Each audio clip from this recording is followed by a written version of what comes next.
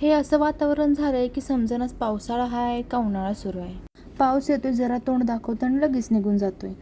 जॉबवरून सुटून घरी आले. घरी आल्यावरती होता घरी फर्निचरचा राडा. आमच्या घरी फर्निचर बनवायचं सुरू आहे, त्यामुळे हे सगळं पूर्ण असा राडा पडला होता. हे वरचं फर्निचर आहे. त्यानंतर फ्रेश होऊन मस्त असा चाय ठेवला अद्रकवाला. त्यानंतर गॅलरीमध्ये येऊन मस्त असा चाय पिला. जागा कमी असू दे, पण आमची इथे झाडे लावायची सगळ्यांना हौस आहे. प्रत्येकाच्या गॅलरीत एक ना एक तर झाडं तुम्हाला दिसणारच.